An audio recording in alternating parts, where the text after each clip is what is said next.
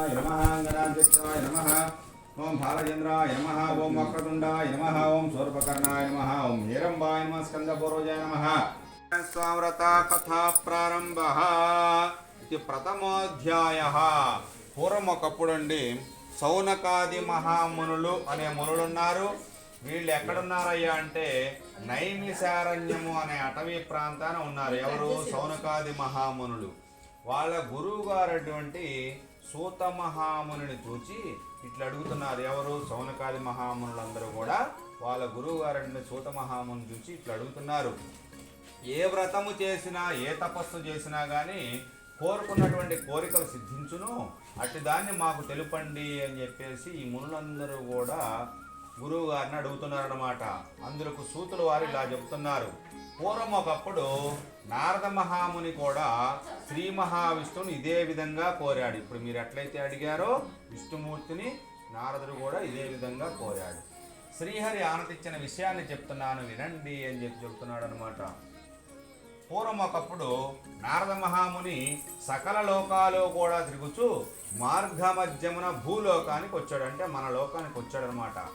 మానవులు పడుతున్నటువంటి కష్టాలు చూచి వీరికి ఈ కష్టాలు ఎలా తొలుగును అని ఆలోచించుకుంటూ కూడా విష్ణు లోకానికి వెళ్ళాడు నారద మహాముని. మనందరి కష్టాలు ఎలా తొలుగుతాయని ఆలోచించుకుంటూ కూడా విష్ణులోకానికి వెళ్ళేసరికి చతుర్భుంజుడు అంటే 4 చేతులు గలవాడు, శంఖము, చక్రము, గద, పద్మము మొదలగు అలంకారములకు శ్రీహరిని స్వామివారిని చూసి ప్రార్థించి నమస్కారం చేశాడనమాట నారద మహాముని. మనస్సుతో ఊహించడానికి గాని వాక్కుతో ఎవరిని చెప్పడానికి గాని అతీతమైన రూపము గలవాడా, ఆది మధ్యాంతరహిత నిర్గుణవయ్య సుగుణాతుడైనటువంటి ఆది పురుషుడైనటువంటి భక్తుల బాధలు తొలగిస్తున్నట్టు శ్రీమన్నారాయణ నీకు భక్తితో నమస్కరిస్తున్నాను అని చెప్పి స్వామివారికి నమస్కారం చేశాడు నారద మహాముని. శ్రీహరి ఆ స్తోత్రం విన్నాడు. స్వామివారు ఆ స్తోత్రం విని, ఓ నారద మహాముని నీ వచ్చిన కారణం ఏమిటి నాయనా, నీ కోరిక తీర్చదని చెప్పుము అని అడిగాడు అనమాట. అందుకు నారదుడు అంటున్నాడు, ఓ జగద్రక్షక, భూలోకాన మానవులు నానా యోనంబులు నానా కష్టాలు కూడా పడుతున్నారు స్వామి. అంటే మనందరం కూడా కష్టాలు పడుతున్నామని చెప్పి మన కష్టాలు తెలియజేస్తున్నాడు స్వామివారికి. వారికి ఆ కష్టాలు ఎలా తొలుగును, అందుకే ఏదైనా ఉపాయం చెప్పండి అని చెప్పి స్వామివారిని అడిగాడు నారద మహాముని. అందులో స్వామివారు చెబుతున్నారు, శ్రీ సత్యనారాయణ స్వామి వ్రతము సకల శ్రేష్టమైనది, అది చేసిన కష్టాలన్నీ కూడా తొలగిపోతాయి నాయన అని చెప్పేసి విష్ణుమూర్తి నారద మహాముని తెలియజేశాడు అనమాట. ఓ నారదుడు అంటున్నాడు, ఓ దామోదర, ఆ వ్రతం ఎటుల చేయవలను, అది చేసిన ఏమి ఫలితం వచ్చును దయతో నాకు తెలుపు కోరుచున్నాను అని చెప్పి నారద మహాముని మళ్ళీ కూడా స్వామివారిని అడిగాడు. అందుకు స్వామివారు చెప్తున్నారు, శ్రీ సత్యనారాయణ స్వామి వ్రతాన్ని సూర్యోదయానికి పూర్వమే నిద్రలేవాలి, కాలకృత్యాలు నెరవేర్చుకొని దేవాది దేవా సత్యనారాయణ ప్రభు ఈరోజు నీ వ్రతం చేస్తున్నానని చెప్పి స్వామిని మనసులో ధ్యానం చేసుకుని నమస్కారం చేసుకోవాలి. ముందుగా పూజా స్థలాన్ని గోమయంతో అలకాలి, వరిపిండి 5 రంగుల చూర్ణాలతో ముగ్గులు పెట్టాలి. ఇది ఎప్పుడు చేసుకోవచ్చంటే పౌర్ణమి నాడు కానీ, ఏకాదశి నాడు కానీ, రవిసంక్రమ దినమును కానీ, తర్వాత కార్తీక మాసంలో కానీ, మాఘమాసంలో కానీ, వైశాఖ మాసంలో కూడా చేసుకోవచ్చు అనమాట. తర్వాత పూజా స్థలాన్ని గోమయంతో అలిగిన తర్వాత దానిపై నూతన వస్త్రం పరచవలేను, దానిపై బియ్యం పోయవలను, దానిపై కలశమును ఉంచవలను. కలశమును వెండితో కానీ, రాగితో కానీ, ఇత్తడితో కానీ లేదా మట్టితోటైనా కానీ పెట్టుకొని వచ్చినట్టు ఆ కలశాన్ని. దానిపైన మరలా కూడా నూతన వస్త్రం పరచవలేను. తరువాత ముందుగా విఘ్నేశ్వరుని పూజ చేసుకోవాలి, మనం చేసుకున్నాం ఇక్కడ. తరువాత నవగ్రహ దేవతలు, అష్టదిక్పాలకుల దేవతల పూజలు కూడా చేసుకోవచ్చును. తరువాత సత్యనారాయణ స్వామి రూపును 1 కర్షం బంగారంతో కానీ, అర్ధకర్షం బంగారంతో కానీ, తుదకు 1/4 కర్షం బంగారంతో చేయించి పంచామృతాలు గావించి మండపంగా ఉంచవలను. తరువాత సత్యనారాయణ స్వామి ప్రీతిగా సేరుంపావు చొప్పున గోధుమ నూకతోటి ప్రసాదం నివేదన చేయవలను. అది లేనిచో బియ్యము నూకతోటైనా కానీ స్వామివారికి ప్రసాదం నివేదన చేయవలను. తరువాత బంధువుల్ని, స్వజనుల్ని అందరినీ కూడా పిలుచుకొని దైవభక్తి సత్యనారాయణ స్వామి వ్రతం చేసి బంధువులతోటి స్వజనులతోటి భోజనం చేసి సత్యనారాయణ స్వామి ప్రీతిగా నృత్య గీతాదులు కూడా జరిపించవలన ఆయన అని చెప్పి స్వామివారు ఈ కథ విధానాన్ని ఎలా చేసుకోవాలి ఏమిటని చెప్పేసి నారద మహామునికి తెలియజేశాడనమాట. ఇది ప్రథమోధ్యాయే సమాప్తః. రమాచరణ స్వామికి జై. స్వామివారికి అంతా నీరాజనంతరం శుద్ధ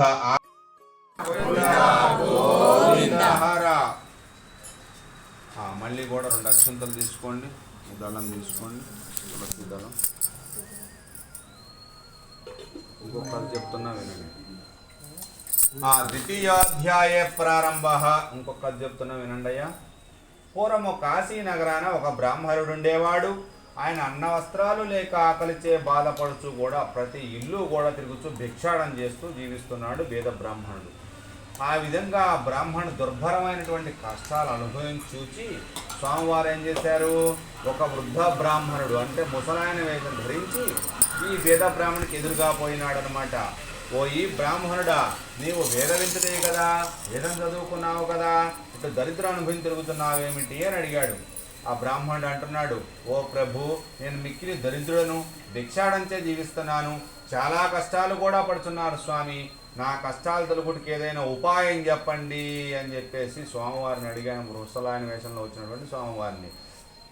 అందుకు స్వామివారు చెబుతున్నారు, శ్రీహరివారు సత్యనారాయణ స్వామి అవతారమై ఉన్నారు, ఆ సత్యదేవుని సేవించించో నీ కష్టాలంతా కూడా తొలగిపోతాయినైనా అని చెప్పి వ్రతమాచరించే విధానం కూడా తెలియజేసి ఆ వృద్ధ బ్రాహ్మణుడు అక్కడే అదృశ్యమైపోయాడు, మాయమైపోయాడు. సరే, ఈ వేద బ్రాహ్మణుడు ఆ వృద్ధ బ్రాహ్మణుడు చెప్పినటువంటి సత్యనారాయణ స్వామి వ్రతాన్ని తప్పకుండా చేద్దాం మనసులో సంకల్పం చేసుకొని ఆ రోజు నిద్ర రాలేదు, ఎట్లో కాలం గడిపాడు.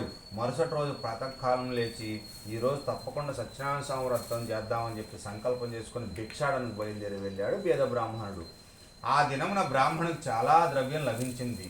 దానితో అతను సంతోషించాడు. అరటి పండ్లు, చక్కెర, నెయ్యి, గోధుమ నూక అన్నీ కూడా సమకూర్చుకొని దైవభక్తులతోటి సత్యనారాయణ స్వామి వ్రతాన్ని చేశాడు వేద బ్రాహ్మణుడు. ఆ వ్రత ప్రభావం వలన అతను ధనమును, పుత్రులు, పుత్రికలు పొంది అంచమును స్వర్గలోకాన్ని పొందాడు వేద బ్రాహ్మణుడు. సరే, ఈ మునులందరూ కూడా మళ్ళీ గురువు గారిని అడుగుతున్నారు. ఇవంతా కూడా సూత మహాముని కదా మనకు తెలియజేసేది కథలన్నీ కూడా. సూతులు వారిని అడుగుతున్నారు మునులు. సరే, ఆ బ్రాహ్మణుడు అయితే చేశారని చెబుతున్నారు, అది చూసి ఇంకెవరు చేసినారో కూడా మాకు తెలియజేయండి అని చెప్పేసి మునులందరూ కూడా సూత మహాముని అడిగారన్నమాట. సరే, సూతులు వారు చెప్తున్నారు, సరే ఒకనాడు ఆ బ్రాహ్మణుడు వ్రతము చేయుచుండగా కట్టెలమ్ముకొని జీవించేవాడు ఏం చేశాడు, కట్టెల కావాడు వీధిలో నుంచి లోపలికి వచ్చాడనమాట. ఆ బ్రాహ్మణుడు వ్రతం చేస్తున్నాడనమాట. ఆ వ్రతం చేస్తుండగా ఆ బ్రాహ్మణుడు చేస్తున్న వ్రతాన్ని చూస్తున్నాడనమాట. ఓ ప్రభు, ఇది ఏమి వ్రతం, ఎందుకు చేస్తున్నావు, సౌక్తంగా నాకు తెలుపు కోరుచున్నాను అని చెప్పి ఆ కట్టెలమ్ముకునేవాడు బ్రాహ్మణ్ణి అడిగాడనమాట. ఓయి, ఇది సత్యనారాయణ స్వామి వ్రతము, ఈ వ్రతము చేసిన ఏడలో సకల కోరికలు కూడా సిద్ధించున్నాయన, సకల కష్టాలన్నీ కూడా తొలగిపోతాయి నాయన అని చెప్పి బ్రాహ్మణుడు కట్టెలమ్ముకునేవాడికి కూడా తెలియజేశాడనమాట. సరే, కట్టెలమ్ముకునే ఆకలి దప్పికలతో ఉండి బ్రాహ్మణుడు చేసి అంతా కూడా చూసి ప్రసాదం స్వీకరించి భోజనం చేసి ఇంటికి వెడలిపోయాడు అనమాట. కట్టెలమ్ముకునేవాడు కూడా తప్పకుండా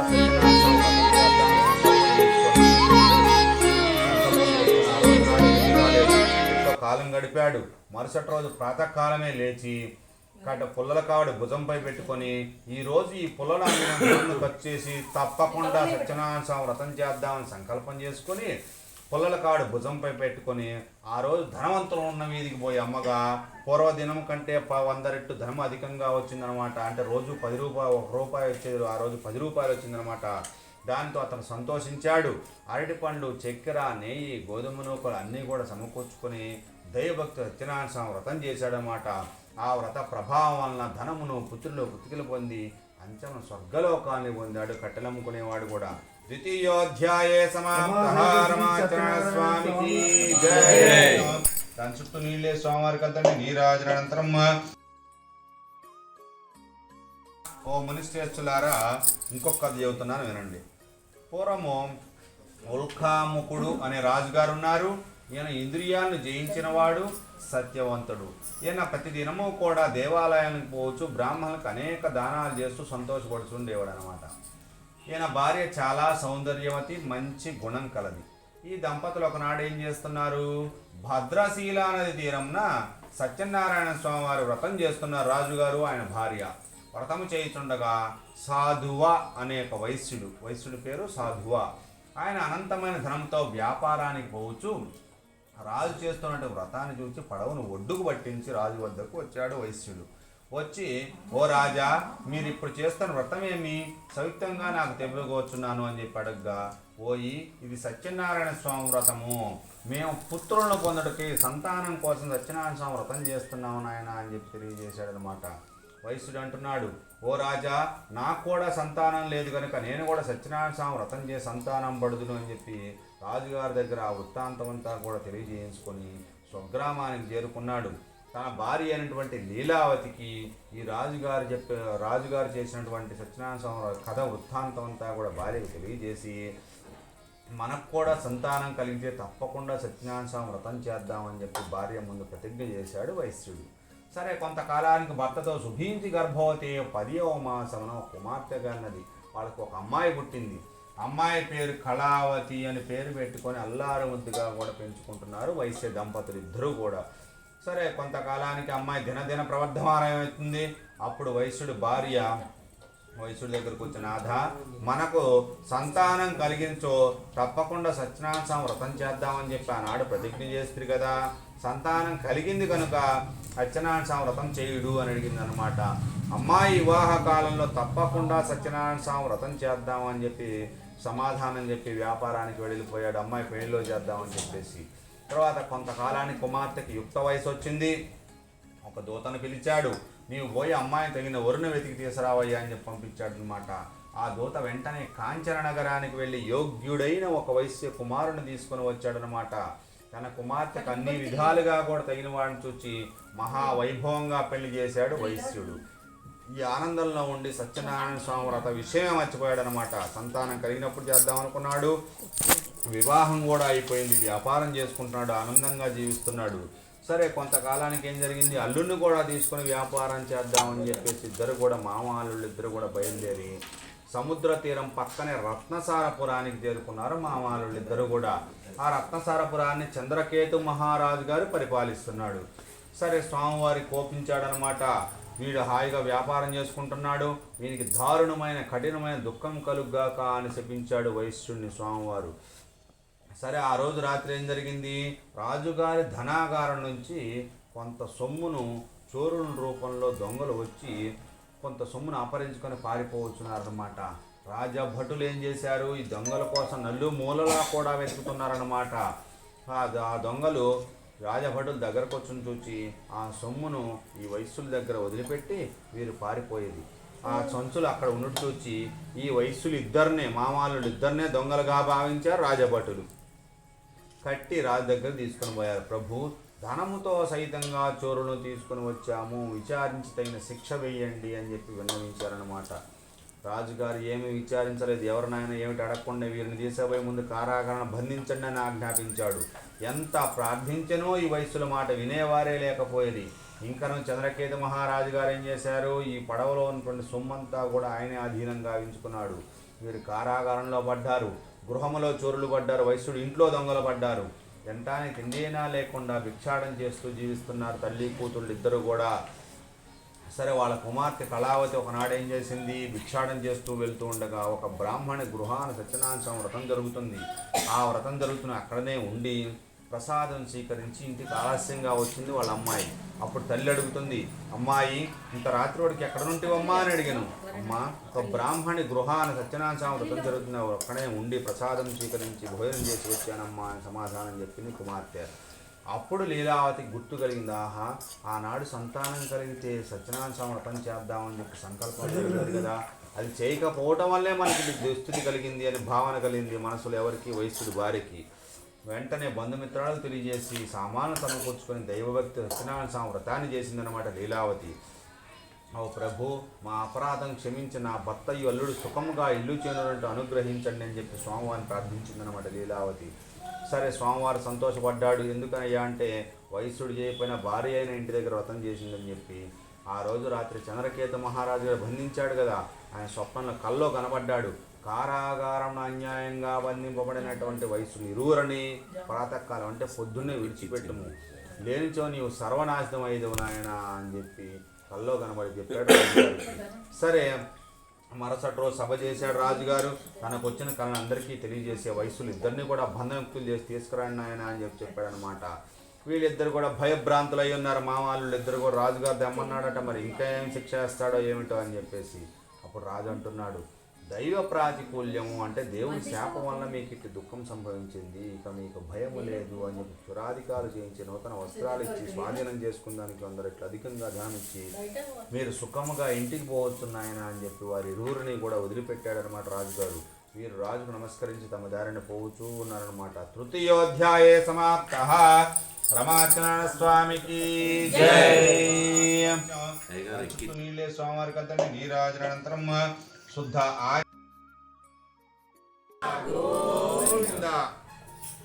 మళ్ళీ అక్షంతలు అది తీసుకోండి, నెయ్యి కొంచెం. చతుర్థోధ్యాయ ప్రారంభ. 4వ కథ చెప్తున్నా వినండి. రాజుగారు వీరిని వదిలిపెట్టారు. వీళ్ళు త్రోవలో తీర్థయాత్రలు సేవించు బ్రాహ్మణులకు అనేక దానాలు చేస్తూ స్వనగరానికి ఇంటికి పోవడానికి బయలుదేరి వెళ్తున్నారు. మామాళ్ళు ఇద్దరు కూడా వయస్సులు. సరే, వీరిద్దరు కూడా కొంత దూరం ప్రయాణం చేసిన తర్వాత స్వామివారు ఏం చేశారు, మరి వీళ్ళని కారాగారంలో ఉంచాం కదా, మరి వీళ్ళ జ్ఞానోదయం అయిందో లేదో పరీక్షిద్దామని చెప్పేసి ఒక సన్యాసి రూపం ధరించి స్వామివారు ఏం చేశారు, ఈ వయస్సుల దగ్గరకు వచ్చారు. ఓ వయస్సులారా, మీ పడవలో ఉన్నటువంటి సామాన్లు ఏమిటినాయనా అని అడిగారనమాట. వీళ్ళిద్దరు కూడా ధన గర్వంతో ఉన్నారు. ఎందుకయ్యా అంటే రాజుగారు అధికంగా ధనం ఇచ్చాడు. వీళ్ళు ధనగర్వంతో ఉండి, ఓ సన్యాసి, మా పడవలో ఏమున్నదో నీకెందులకు, ధనాన్ని అపహరించుకు ఆలోచిస్తున్నావా, పడవలో ఆకులు అలమలు తప్ప మరి ఏమీ లేవు అని సమాధానం చెప్పారు వయస్సులిద్దరు. సరే స్వామివారు, సరే నాయన నీ మాటే సత్యం అవుతుంది అని చెప్పేసి ఒక చెట్టు కిందకు వెళ్ళి కూర్చున్నాడు స్వామివారు. సరే, వీళ్ళిద్దరు స్నాన సంధ్యాలు చేసి పడవ దగ్గరకు వచ్చారనమాట వయస్సులిద్దరు కూడా. పడవలో ధనము సంచులు బదులు ఆకులు అలములు ఉండడు చూచి మూర్చపోయినారు. కొంతసేపటి తెలివి తెచ్చిన విలపించి సాగుతూ ఏడుస్తున్నారన్నమాట. అప్పుడు అల్లుడు అంటున్నాడు, ఏడ్చుట వలన ప్రయోజనం ఏమున్నది, ఇందాక ఆ సన్యాసి శపించను కదా, ఇంకేమనకి ఇట్లా జరిగింది, ఇక ఏమి చేసిను ఆ సన్యాసి చేయను, ఆయన ప్రార్థించడం మంచిది అని చెప్పి ఇద్దరు కూడా పరుగున సన్యాసి వద్దకు పోయి సాష్టాంగ నమస్కారం చేసి వేడుకుంటున్నారు. మహాత్మా, అజ్ఞానుడే, వివేకినే మీతో పరిహాసంగా మాట్లాడిన నా అపరాధం క్షమించండి, నా ధనము నాకు ఉండునట్లు వరం ఇవ్వండి అని ప్రార్థించారు వయస్సులు ఇద్దరు కూడా. సరే, వీళ్ళు స్వామి అంటున్నాడు, పోయి నా వ్రతం చేస్తామని చెప్పి చేయకపోవటం వల్లే ఇట్టి స్థితి కలుగుతుంది నాయన నీకు అని చెప్పిగా వయస్సుని బ్రహ్మాది దేవతలు కూడా నిన్ను గ్రహింపజా, నేను ఎంతటి వాడను స్వామి, నాపై కరుణ చూపు, నేను తప్పకుండా సత్యనారాయణ స్వామి వ్రతం చేస్తాను మళ్ళీ కూడా ప్రతిజ్ఞ చేశాడనమాట. సరే, స్వామివారు సంతోషపడ్డారు. సరే చేస్తామని చెబుతున్నాడు కదా అని చెప్పేసి వర్తకం ధనమంతా కూడా ఉండినట్లు వరం ఇచ్చి అంతర్థమైపోయాడు స్వామివారు. సరే, వయసుడు పడవనెక్కి చూడ యథాప్రకారం సొమ్ము ఎక్కడదక్కడ ఉంది. దాంతో సంతోషించాడు. స్వనగరానికి చేరుకున్నారు ఇద్దరు కూడా. వయసులు ఇద్దరు కూడా తమ రాకను భార్యాపతులకు తెలిపి రమ్మని ఒక దూతను ఇంటికి పంపించారనమాట. అయ్యా, మేము వచ్చాము, తెలియజేసి రాపోనాయన అని చెప్పి. ఆ దూత వెంటనే ఇంటికి వెళ్ళి లీలావతిని చూసి, అమ్మ, మీ భర్తయ్య అల్లుడు వచ్చి ఉన్నారు, పడవ ఇప్పుడే ఒడ్డుకు చేరింది అని చెప్పగా ఆ మాటలు విన్నటువంటి లీలావతి చాలా ఆనందించింది. వాళ్ళ అమ్మాయి అప్పుడే సత్యనారాయణ స్వామి వ్రతం చేస్తుంది అన్నమాట. అమ్మాయిని త్వరగా వ్రతం ముగించిరా అమ్మ, నేను పడవ దగ్గరికి పోతున్నాను అని కుమార్తెను తొందర చేసి తల్లి పడవ దగ్గరికి వెళ్ళిపోయిందనమాట. కుమార్తె పూజ మొత్తం కూడా పూర్తిగా చేసింది, కానీ తొందరలో భర్త వచ్చిన ఆనందంలో ప్రసాదం పుచ్చుకోనకుండా వెళ్ళింది. ఆగా ఈమె సముద్ర తీరం వెళ్ళేసరికి తన భర్తను నావతో సైతంగా ముంచి పారేస్తున్నాడు స్వామివారు. తీరానందందరూ కూడా విలపించసాగుతున్నారు. తల్లి కుమార్తెను కౌగులించుకొని విలపించసాగుతుంది. ఆహా, ఇదంతా కూడా సత్యనారాయణ స్వామి మహత్యమే కానీ వేరొకటి కాదు అని మా వయస్సుని మనసులో సంకల్పం చేసుకొని స్వామికి సాష్టాంగ నమస్కారం చేసుకొని మా అల్లుడిని కాపాడిన ఆయన అని చెప్పి వేడుకుంటున్నారు అందరూ కూడా. అప్పుడు సత్యనారాయణ స్వామి వయస్సునిపై కరుణ వహించి, వయస్సుడా, నీ కుమార్తె పూజ మొత్తం కూడా పూర్తిగా చేసింది, కానీ తొందరలో ప్రసాదం పుచ్చుకోకుండా వచ్చింది. ఆమె తిరిగి ఇంటికి వెళ్ళి ప్రసాదం పుచ్చుకొని వచ్చించో కూడా అంతా శుభ్మగున్నాయన అని చెప్పి స్వామివారు చెప్పాడనమాట. ఈ మాటలు ఎక్కడి నుంచి వినబడ్డాయి అంటే ఆకాశం నుంచి అంతర్వాహిని నుంచి వినబడ్డాయి అనమాట. వెంటనే పరుగున ఇంటికి వెళ్ళి ప్రసాదం పుచ్చుకొని వచ్చేసరికి కుమార్తె తన భర్త నావతో కూడా పైకి తేల్చున్నాడు. అందరూ ఆనందించారు. ఆ వయస్సుడు ఆ సముద్ర తీరం పక్కనే సత్యనారాయణ స్వామి వ్రతం చేసి సుఖముగా ఇల్లు చేరుకొని పుత్రవంతుడై బతికున్నంతగా సుఖాలు అనుభవించి అంచెమును స్వర్గలోకాన్ని పొందాడనమాట. చతుర్థోధ్యాయే సమాప్త. స్వామికి జై. దాని చుట్టూ నీళ్ళే స్వామివారికి అంతా నీరాజనంతరం పంచమోధ్యాయ ప్రారంభ. చిన్న కథ ఇది. పూర్వము తుంగధ్వజుడు అనే రాజుగారు ఉన్నాడు. ఈయన ఇంద్రియాలను జయించినవాడు. ఈయన ఒకనాడు అరణ్యానికి పోయి అనేక జంతువులను కూడా సంహరించి తిరిగి ఇంటికి వచ్చుండగా ఒక మారేడు చెట్టు కింద గొల్లవాళ్ళు దైవభక్తుడు సత్యనారాయణ స్వామి వారి వ్రతం చేస్తున్నారనమాట. ఈ రాజుగారు అక్కడున్న స్వామివారికి నమస్కారం చేయకుండా వెడలిపోతున్నాడు అనమాట. సరే, ఈ గొల్లవాళ్ళు ఏం చేశారు, ప్రసాదం తెచ్చి రాజముద్ర నుంచి అందరూ కూడా పూజా స్థలానికి వెళ్ళి దైవభక్తుడు సత్యనారాయణ స్వామి వారి ప్రసాదం భుజిస్తున్నారు. రాజుగారు ప్రసాదం స్వీకరించకుండా తన స్వనగరానికి వెడలిపోయాడనమాట. సరే, కొంతకాలానికి ఏం జరిగింది, రాజు యొక్క 9 కుమారులు కూడా చనిపోయారు. సకల సంపదలు కూడా హరించుకొని పోయినాయి. క్రమంగా దరిద్రం సంభవిస్తుంది. అప్పుడు రాజుగారు తన మనసులో అనుకున్నాడు, ఆహా, ఆనాడు గొల్లలు ఇచ్చినారు నీచముగా భావించి స్వామి ప్రసాదం భక్షింపకుండా తిరస్కరించారు కదా, అందుచేత సత్యదేవుని అనుగ్రహం కోల్పోయింది అనే భావన కలిగింది. వెంటనే మనసులో దైవభక్తుడు ఆ గొల్లల చెంతకు వెళ్ళాడు రాజుగారు. వెళ్ళి సత్యనారాయణ స్వామి వారి వ్రతం చేశాడనమాట. మళ్ళీ ఆ వ్రత ప్రభావం వలన ధనమును పుత్రులు పుత్రికలు పొంది సంతోషం పొంది అంత్యంన స్వర్గలోకాన్ని పొందాడనమాట రాజుగారు. మహాప్రభావమైనటువంటి వ్రతాన్ని ఎవరు చేస్తారో భయగ్రస్తునికి భయం తొలుగును, సకల కష్టాలు కూడా తొలుగుతాయి, తిరిగి సంపదలు కూడా కలుగును. సత్యనారాయణ స్వామి అన్నమాట. కలియుగంలో సనాతన హరి కలిగిన అనేక అవతారాలు రూపాలు పొంది భక్తులను కాపాడుతూ వచ్చాడనమాట. ఎవరైనా సత్యనారాయణ స్వామి వ్రతం చేయుచుండగా చూచినను కథ విన్నను సత్యదేవుని అనుగ్రహంతో సకల సంపదలు కూడా కలుగును. స్కాందపురాణే రేవాఖండే పంచమోధ్యాయే సమాప్తః. రమాచరణ స్వామికి సత్యనారాయణుని సేవకులారమ్మ, మనసారా స్వామిని కొలిచి హారతులీరమ్మ.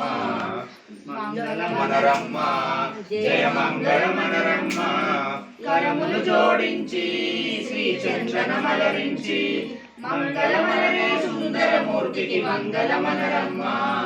శ్రీ సత్యనారాయణుని సేవకులారమ్మ, మనసారా స్వామిని కొలిచి హారతులీరమ్మ.